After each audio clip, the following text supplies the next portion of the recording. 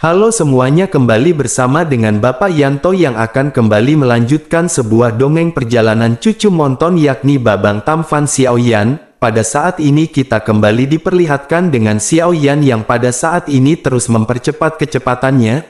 Lalu akhirnya kelompok Xiaoyan pun berhenti di mana di depan kelompok mereka terdapat banyak sosok mayat. Lalu pada saat ini di bawah kaki Xiaoyan ada mayat Dou di klan monster yang sudah lama mati. Akan tetapi ketika Xiaoyan melangkahi mayat ini, mayat tersebut pun seketika membuka matanya. Lalu mata dari si mayat ini benar-benar kosong dan benar-benar sudah tidak bernyawa. Namun saat kabut hitam dari bekas luka di lehernya tiba-tiba menjadi tebal, kemudian mayat ini segera menyatukan kelima jarinya dan mengepalkan belati hitam yang berkilau di telapak tangannya. Lalu dirinya pun segera menusukkan belati tersebut ke arah punggung Xiaoyan. Tentu saja tusukan ini benar-benar sangat aneh dan Xiaoyan tidak menyangka bahwa akan ada jurus pembunuh yang terkubur di lautan mayat yang berdarah. Namun di bawah kekuatan spiritual Xiaoyan ini tidak ada serangan diam-diam yang bisa berhasil. Namun pada saat ini Xiaoyan juga sedikit terkejut. Xiaoyan bingung mengapa kekuatan spiritual Xiaoyan pada saat ini tidak dapat mendeteksinya. Oleh karena itu Xiaoyan pun segera menoleh setelah merasakan angin yang berhembus. Akhirnya Xiaoyan melihat kilatan cahaya yang pada saat ini bergegas menikam ke arahnya. Lalu Xiaoyan pun segera beraksi, namun benar-benar sudah terlambat. Karena setengah langkah jarak Xiaoyan benar-benar sangat dekat dan Xiaoyan tidak punya waktu untuk melakukan penghindaran yang efektif. Sementara itu pada saat yang bersamaan dalam bayang-bayang tebing di kejauhan, lalu sesosok dingin berpakaian hitam dengan cepat segera mengembun, kemudian senyum sinis melihat dari sudut mulutnya. Sementara itu pada saat ini benturan segera terjadi di antara Xiaoyan dengan si mayat, dan beruntung pada saat ini Xiaoyan mengeluarkan sayap tulang miliknya dan menghalangi pergerakan dari belati tersebut. Sementara itu di sisi lain sosok tersebut pun segera berteriak kepada Xiaoyan, "Mari mereka melihat apakah Xiaoyan masih bisa hidup kali ini." Di sisi lain pada saat ini Xiaoyan terhuyung-huyung sedikit di bawah pengaruh tusukan belati. Lalu setelah itu Xiaoyan pun tiba-tiba berbalik dan niat membunuh segera melonjak di dalam hatinya. Bersamaan dengan itu api surgawi pun segera melonjak membakar si mayat. Di sisi lain barulah pada saat ini Jin Wuchen dan Long Yi menyadari adanya sesuatu yang salah. Sementara itu hati Xiaoyan pada saat ini bergetar dan matanya dengan cepat beralih ke jalan pegunungan. Xiaoyan seketika menemukan sesosok dingin yang berada di kejauhan. Menghadapi tatapan Xiaoyan ini sosok hitam itu pun seketika mengangkat tangan kanannya sedikit. Lalu seberkas cahaya hitam segera keluar dari jubah lengannya seperti kilat. Kemudian cahaya ini pun segera meninggalkan tangannya dan langkah kaki sosok dingin itu segera menginjak bebatuan dan tebing. Lalu sosoknya seketika mundur ke belakang dan melompat ke tebing lembah. Sementara itu Xiaoyan menyipitkan matanya melihat kilatan cahaya hitam yang benar-benar sangat familiar. Dan cahaya hitam ini adalah panah yang sebelumnya dihadapi oleh Xiaoyan. Kemudian Xiaoyan pun dengan cepat memutar tubuhnya untuk menghindar dan panah beracun hitam itu melesat melewati beberapa cem dari pipi Xiaoyan. Setelah berhasil menghindar, Doki Xiaoyan pun seketika melonjak. Lalu Xiaoyan buru-buru mengejar ke arah Hun Yinji yang pada saat ini telah kabur. Namun sungguh sangat disayangkan bahwa pada saat ini sosok dingin tersebut telah bercampur dalam bayangan di bawah bulan darah dan menghilang. Melihat kehampaan di sekelilingnya Xiaoyan pada saat ini benar-benar sangat marah. Xiaoyan tidak pernah mengalami perasaan dipermainkan seperti ini. Lalu niat membunuh yang ganas berkibar di sekujur tubuhnya dan gelombang kemarahan yang tidak terhitung jumlahnya muncul di mata Xiaoyan. Tidak lama setelah itu Jin Wuchen dan Long Yi segera mengikuti Xiaoyan. Kemudian Jin Wuchen segera bertanya apakah itu Hun Yinji lagi. Xiaoyan pun mengangguk dengan ekspresi muram di wajahnya yang halus. Mendengar hal itu Long Yi pun berteriak marah dan suaranya bergema di lembah. Long Yi berkata jika Hun Yinji ini memiliki nyali maka keluar dan berhadapan langsung dengan mereka. Meskipun Xiaoyan menyadari bahwa teriakan Long Yi ini akan didengar oleh Hun Yinji. Namun Xiaoyan segera berkata kepada Hun Yinji bahwa bayangan jiwa itu tidak akan pernah muncul. setelah mengucapkan perkataan tersebut Xiao Yan pun menoleh ke arah Jin Wu Chen dan bertanya, apakah Jin Wu Chen pernah mendengar tentang keterampilan bertarung memanipulasi mayat? Mendengar pertanyaan ini Jin Wu Chen pun mengangguk perlahan, lalu setelah merenung sejenak senyum masam pun segera muncul di sudut mulutnya dan dirinya segera membuka mulutnya untuk berbicara. Dirinya berkata bahwa dirinya memang pernah mendengarnya tetapi pada saat itu dirinya pikir itu adalah pembicaraan yang omong kosong. Tentu Jin Wu Chen tidak pernah berpikir bahwa keterampilan bertarung seperti itu benar-benar ada di dunia ini. Jin Wu Chen pernah mendengar dari orang-orang bahwa melatih keterampilan bertarung ini membutuhkan kombinasi keterampilan bertarung. Setelah kultivasi selesai darah mayat akan dikeringkan kemudian gas mayat dituangkan ke dalam mayat. Dan karena mayat tidak memiliki fluktuasi kehidupan serangan diam-diam sangat efektif di medan perang di mana mayat tersebar di mana-mana. Tentu saja karena tidak akan ada yang pernah memperhatikan mayat, maka serangan ini benar-benar cukup berbahaya. Mendengar penjelasan Jin Wu Chen ini Long Yi pun mendengus dingin dan berkata, mulai sekarang setiap kali mereka melihat mayat, tentu mereka benar-benar harus menghancurkan mayat itu. Mendengar perkataan Long Yi ini Jin Wu Chen pun segera berkata agar mereka tidak perlu repot-repot dengan cara seperti itu. Jin Wu Chen ingat bahwa pernah ada yang memberitahu kepadanya mengenai mayat ini, karena mayat apapun yang dikendalikan oleh latihan semacam ini akan ada udara hitam yang berlama-lama di sekitar 7 lubang dan lukanya. Oleh karena itu mereka hanya perlu memperhatikan kelainan dari awan hitam ini. Menanggapi hal itu Xiao Yan pun mengangguk dan merasa lega di dalam hatinya. Tentu pada saat ini Xiao Yan benar-benar sedikit mengetahui mengenai teknik tersebut. Lalu akhirnya setelah mengetahui permasalahan yang ini mereka pun segera memutuskan untuk lanjut perjalanan. Setelah cukup lama berjalan Xiao Yan memiliki sedikit keterkejutan di matanya.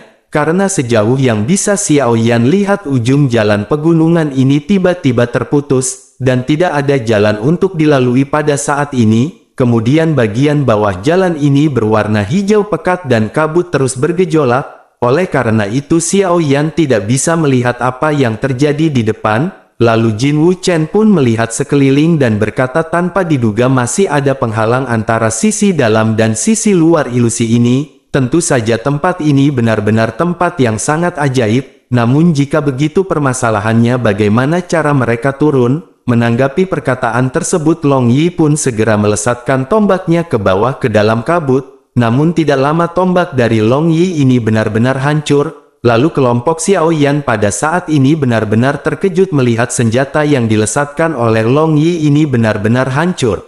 Sementara itu pada saat ini mata Xiao Yan tertuju pada riak yang muncul dari waktu ke waktu di bawah. Xiao Yan berkata bahwa semua orang bisa masuk maka ambang pintu masuk lingkar dalam ini tidak akan terlalu tinggi.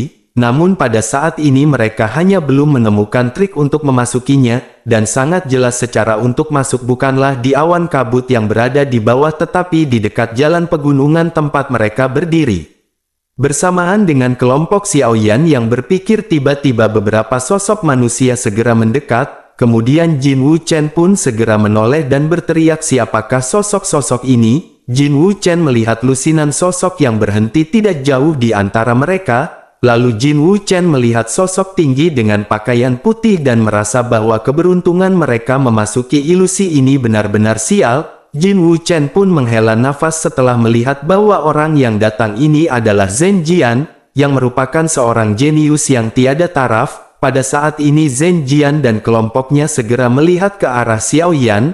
Matanya pada saat ini benar-benar menyapu ke arah Xiao Yan dengan kesuraman. Sementara itu Xiao Yan berbalik dan menatap kelompok dari Zhen Jian dan alisnya sedikit mengerut. Xiao Yan pada saat ini benar-benar merasa sedikit bingung. Xiao Yan berpikir posisi apakah ketika Xiao Yan bertemu dengan Zhen Jian saat ini. Apakah pada saat ini mereka harus bersikap seperti teman ataukah musuh? Lalu keheningan pun segera terjadi di antara kedua belah pihak. Namun akhirnya Zhen Jian pun maju selangkah dan memecahkan kebuntuan dengan perkataannya. Tanpa emosi Zhen Jian berkata sungguh tidak diduga ada 3 orang yang menghalangi jalan di pintu masuk lingkaran dalam ini. Bagaimanapun mereka akan mati di bawah pedangnya. sudah ada beberapa jiwa yang mati di sini dan tidak menjadi permasalahan jika menambahkan 3 lagi. Bersamaan dengan kata-katanya ini aura yang tidak tertandingi pun segera keluar dari tubuh Zhenjian, lalu tekanan yang tidak terlihat pun segera menekan ke arah kelompok Xiaoyan. Jin Wuchen pada saat ini merasakan sesak di dadanya dan mundur beberapa langkah untuk menstabilkan tubuhnya, sementara itu Long Yi tidak mundur dan kekuatan petir di tubuhnya meledak seketika. Kekuatan Long Yi segera melawan penindasan yang mendominasi dari Zhenjian. Lalu pakaian Xiaoyan pada saat ini bergerak sedikit dan Xiaoyan tidak terpengaruh sama sekali. Namun pada saat ini mata Xiaoyan tiba-tiba menjadi dingin dan gigi Xiaoyan membuat deretan bekas gigi di bibirnya. Kemudian Xiaoyan pada saat ini teringat kepada Zhen Ni, namun Xiaoyan benar-benar tidak bisa melakukan apapun. Mengetahui hal ini di dalam hatinya, Xiaoyan pun segera berkata dan membuat keputusan di dalam hatinya. Xiaoyan berkata karena Zhenjian ingin membunuh Xiaoyan maka Xiaoyan tidak perlu bersikap sopan kepadanya. Selama Xiaoyan tidak menyakiti hidup Zhenjian maka itu sudah cukup untuk memberikan wajah bagi keluarga Zhen. Lalu sebelum Zhenjian dapat bereaksi terhadap perkataan Xiaoyan, semua penjaga di sekitarnya pada saat ini tertawa terbahak-bahak. Salah satu penjaga menuju ke arah Xiaoyan dan berteriak bahwa Xiaoyan benar-benar berani membandingkan dirinya dengan tuan muda mereka. Tuan muda mereka adalah jenius yang tidak ada di duniawi dari umat manusia. Tuan muda mereka adalah penerus pemimpin masa depan bagi umat manusia.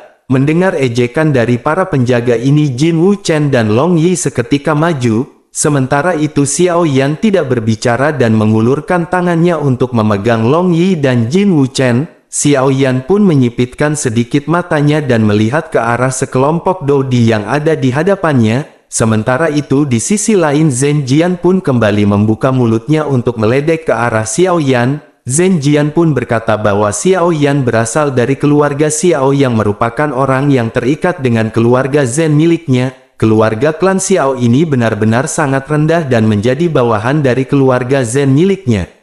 Pada saat ini Xiaoyan benar-benar ingin melawan Zhenjian secara langsung. Bukankah dengan begitu akan melanggar aturan keluarga dan melakukan hal itu adalah sebuah kejahatan? Secara singkatnya, dengan melakukan hal itu maka Xiaoyan benar-benar dapat dikatakan bersalah. Ketika perkataan ini meledak di telinga Xiaoyan seperti guntur, Xiaoyan pun seketika memiliki gelombang kemarahan besar di dalam hatinya.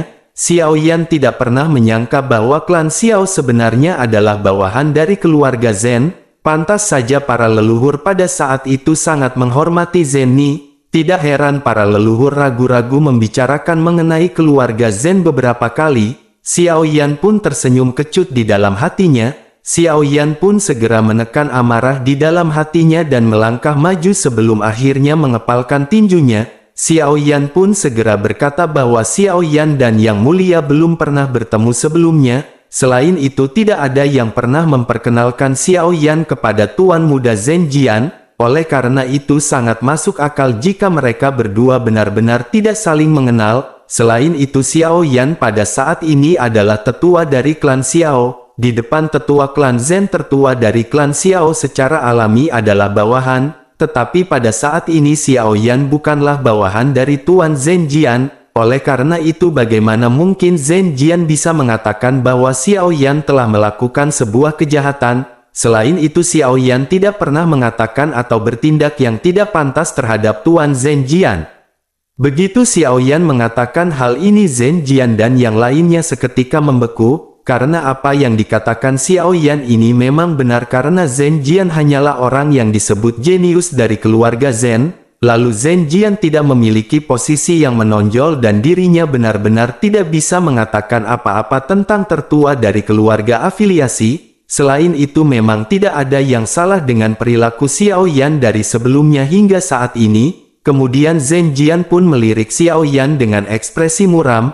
Lalu sudut mulutnya sedikit berkedut dan dirinya berpikir bahwa Xiaoyan ini memang pria yang disukai Zhen Ni. Zhenjian pun sedikit merenung sebelum akhirnya berteriak ke arah Xiaoyan. Dirinya menunjuk ke arah Jin Wuchen dan Long Yi dan berkata, meskipun dirinya tidak berani mengatakan bahwa dirinya terkenal di benua Dodi, Namun dirinya bukan orang yang tidak dikenal. Xiao Yan baru saja menghasut anak buahnya untuk menyerang ke arah Zhen Jian. Setiap orang yang hadir pada saat ini bisa bersaksi atas kejadian tersebut. Mendengar hal itu Xiao Yan pun benar-benar tertawa dengan marah. Xiao Yan benar-benar ingin menghabisi Zhen Jian yang berada di hadapannya. Namun Xiao Yan tahu bahwa dirinya tidak bisa melakukan hal ini, baik untuk Zhen Ni ataupun untuk klan Xiao. Xiao Yan tidak bisa membiarkan emosinya melakukannya. Meskipun Xiao Yan tidak bisa membunuh Zhen Jian, tetapi itu tidak berarti Xiao Yan harus diintimidasi oleh Zhen Jian. Xiao Yan berpikir bahwa Zhen Jian tidak lebih dari objek pelatihan utama dari keluarga Zhen. Xiao Yan bertanya-tanya, apa yang dapat dirinya lakukan dengan dirinya sendiri sebagai tertua dari keluarga afiliasi keluarga Zhen. Akhirnya setelah merenung sejenak Xiao Yan pun segera membuka mulutnya dengan senyuman. Xiao Yan berkata bahwa dirinya tidak tahu mengapa Tuan Zhen Jian mengatakan bahwa Xiao Yan menghasut bawahannya untuk melakukan pembunuhan. Keduanya adalah teman Xiao Yan dan tidak satupun dari mereka berasal dari keluarga Xiao. Selain itu tidak satupun di antara mereka yang merupakan bawahan dari Xiao Yan. Xiao Yan benar-benar tidak memiliki hak apapun terhadap mereka berdua. Xiao Yan tidak seperti Tuan Muda Zhen Jian yang bahkan bisa membatasi kebebasan teman-temannya. Menanggapi ledekan yang secara langsung ini, mata Zhen Jian benar-benar dipenuhi dengan kebencian. Merasakan mata bawahannya yang menatap ke arah Zhen Jian, tentu saja dirinya pada saat ini benar-benar merasakan kehilangan wajah. Akhirnya Zhen Jian pun segera berkata dengan suara yang dalam dan marah. Dirinya berkata terlepas dari kata-kata Xiao Yan benar atau tidak. Dan jika keduanya berani memprovokasi Zhen Jian maka mereka harus membayar harganya. Zhen Jian pun segera melangkah mendekat ke arah Xiao Yan dan menatap tajam kepada Xiao Yan. Long Yi dan Jin Wu Chen menyadari bahwa Zhen Jian benar-benar menantang Xiao Yan. Dirinya pun hendak menerima tantangan dari Zhen Jian ini, tetapi wajah Xiao Yan pada saat ini sedikit berubah. Xiao Yan pun melangkah maju untuk menghentikan keduanya dan melirik puluhan orang di belakang Zhen Jian. Xiao Yan pun segera bertanya, mungkinkah Tuan Zhen Jian sedang mencoba menggertak yang lebih mudah dengan banyak orang? Melihat Xiao Yan yang maju dan benar-benar berdiri, Zhen Jian pada saat ini sangat gembira dan mulai berbicara. Dirinya berkata bahwa Tuan Muda ini selalu adil dan bagaimana bisa dirinya melakukan tipuan untuk menggertak beberapa orang dengan jumlah. Pada saat ini Xiao Yan tahu betul di dalam hatinya bahwa meskipun Long Yi sangat kuat dan Jin Wu Chen juga pandai bertarung, namun dengan kekuatan mereka berdua mereka masih bukanlah tandingan dari Zhen Jian ini. Akhirnya Xiao Yan segera mengepalkan tinjunya dengan erat dan berkata bahwa permasalahan ini dimulai dengan Xiao Yan. Mereka berdua hanya membela Xiao Yan dan Xiao Yan berharap untuk mempelajari beberapa trik dari Tuan Muda Zhen Jian. Menanggapi perkataan Xiao Yan ini, Zhen Jian pun segera berkata bahwa Xiao Yan benar-benar berani menantang seorang jenius yang tiada taranya. Zhen Jian akan menuruti permintaan Xiao Yan dan menyingkirkan Xiao Yan. Sebuah ketegasan melintas di mata Zhen Jian dan dirinya segera mengambil langkah besar ke depan. Pada saat ini Xiao Yan juga segera mengambil dua langkah dan menghadap ke mata Zhen Jian. Lalu percikan di mata keduanya bertabrakan di udara dan aura tidak terlihat memaksa semua orang di sekitar mereka mundur beberapa langkah. Setelah pertukaran cahaya halus, momentum Xiao Yan menjadi semakin kuat tetapi kaki Zhen Jian sedikit tidak stabil. Setelah itu Zhen Jian pun segera berkata bahwa dirinya akan menunjukkan kepada Xiao Yan keterampilan unik dari keluarga Zhen, dan hal ini akan membuktikan fakta bahwa keluarga Xiao adalah milik dari keluarga Zhen.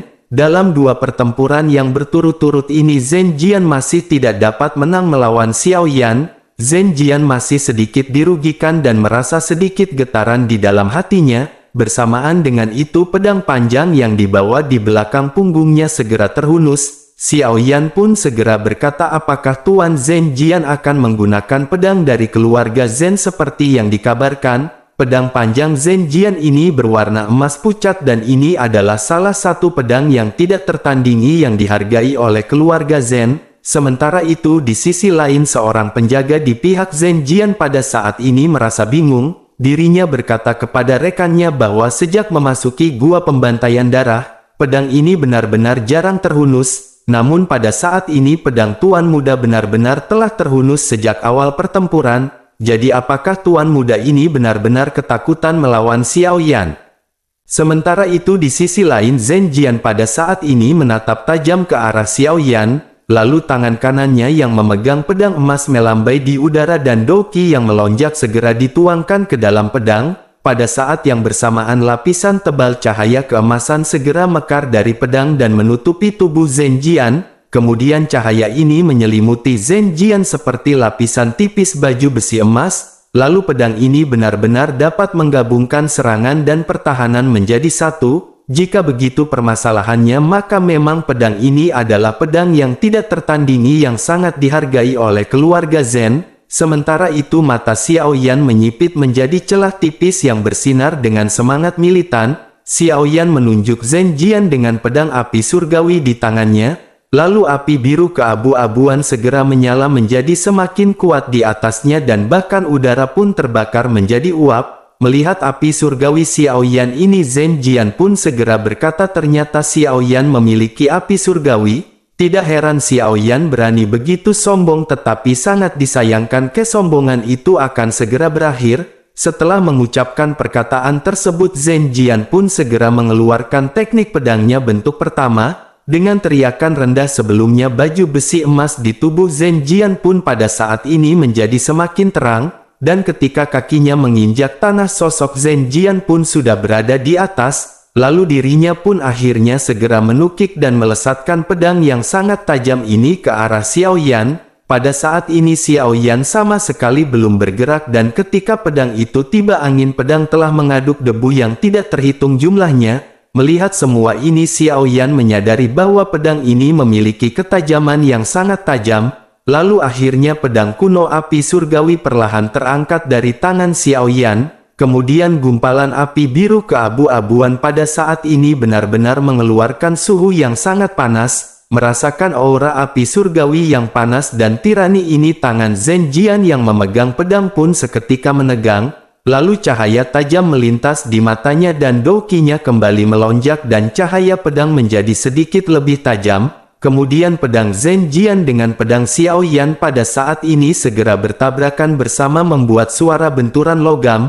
Lalu bahu Zhen Jian pada saat ini benar-benar bergetar setelah hantaman dan terus mencoba menerobos pertahanan Xiao Yan. Lalu di babak ini sepertinya tidak ada yang lebih unggul dan semua orang pada saat ini dengan tajam memperhatikan pertarungan di hadapan mereka. Semua orang pada saat ini benar-benar terkejut setelah melihat bahwa Xiao Yan hanya mundur setengah langkah. Sementara itu Zhen Jian melakukan beberapa jungkir balik di udara untuk menghilangkan kekuatan Xiao Yan. Melihat kekuatan dari Xiao Yan ini benar-benar jauh melampaui harapan semua orang. Tentu saja semua orang yang berada di sisi Zhen Jian pada saat ini benar-benar tercengang. Sementara itu sebagai target langsung pada saat ini tangan Zhen Jian benar-benar merasa sedikit mati rasa. Bahkan pedang di tangannya benar-benar sedikit gemetar setelah benturan dengan pedang Xiao Yan.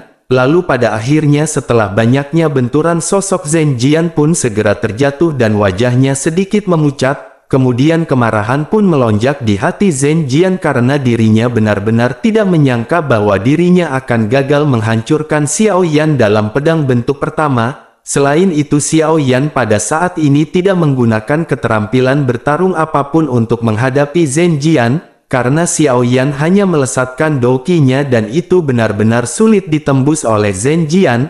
Lalu sudut mulut Xiao Yan juga pada saat ini sedikit melengkung dan tersenyum. Kemudian Xiao Yan meledek dengan bertanya, apakah ini adalah pedang yang terkenal dari keluarga Zhen?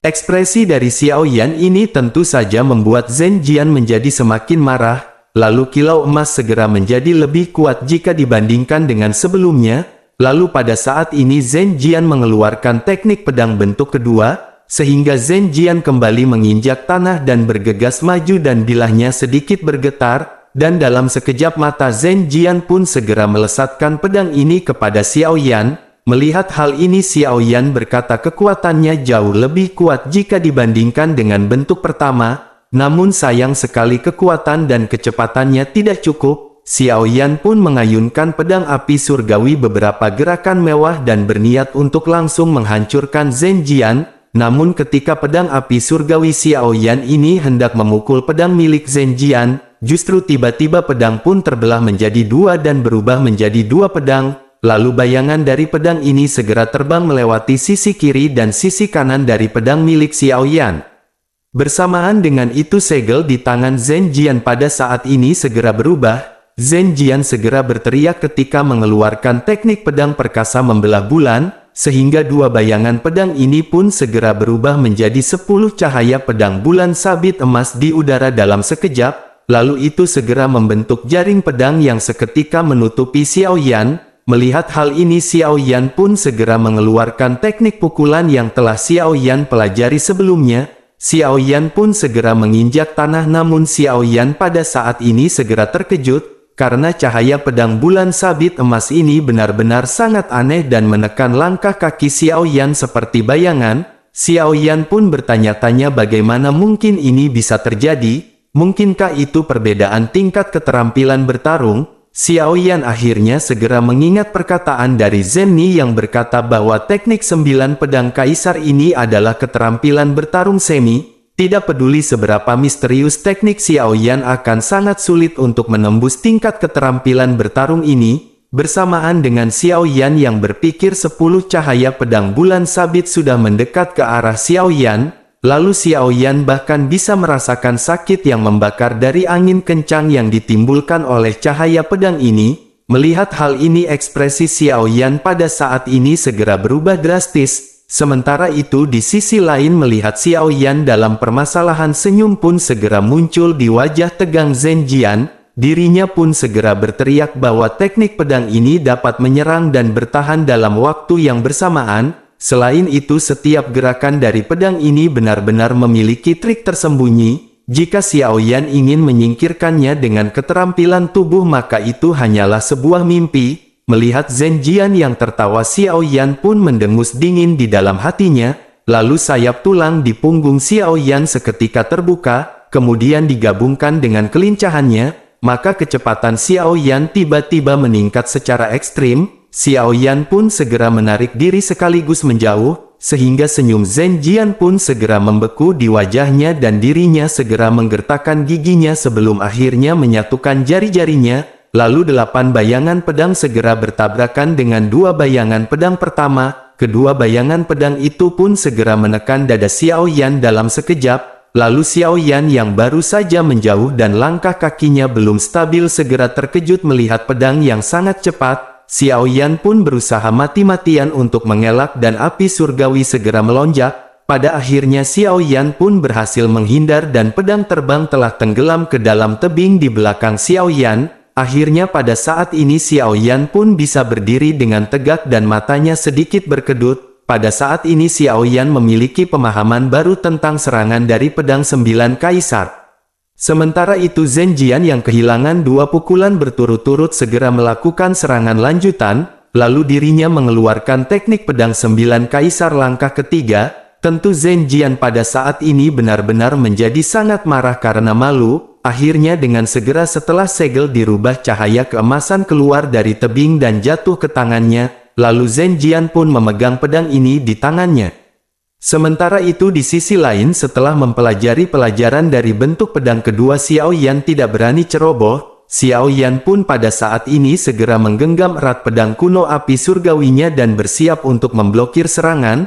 Pada saat ini Xiao Yan benar-benar menatap ke arah Zhen Jian dengan sangat tajam.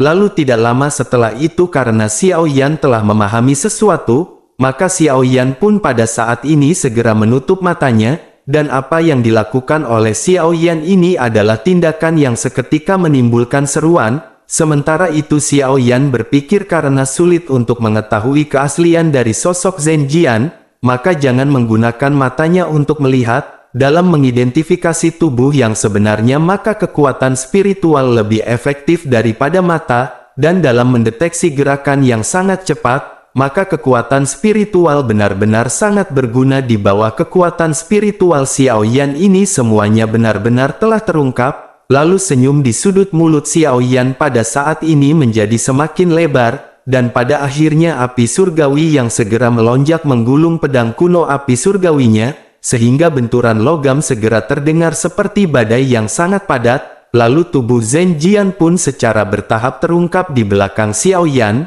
Kemudian Zhen Jian pada saat ini benar-benar terkejut dan bertanya bagaimana Xiao Yan bisa memblokirnya, bahkan tangannya pada saat ini benar-benar gemetar dan dirinya tidak punya waktu untuk memikirkan hal ini. Menghadapi lautan api yang tersisa dari serangan Xiao Yan, jantungnya seketika menegang, lalu dokinya melonjak berkali-kali dan diri sendiri segera mengayunkan pedang miliknya untuk membentuk lingkaran arus udara. Kemudian api surgawi ini pun sedikit tertahan sebelum akhirnya dirinya segera menarik diri dan berdiri di kejauhan, lalu dirinya menetap ke arah Xiao Yan dengan hatinya yang pada saat ini menjadi semakin bingung karena kebanyakan meminum torpedo yang dibeli di warung Bude Yanti.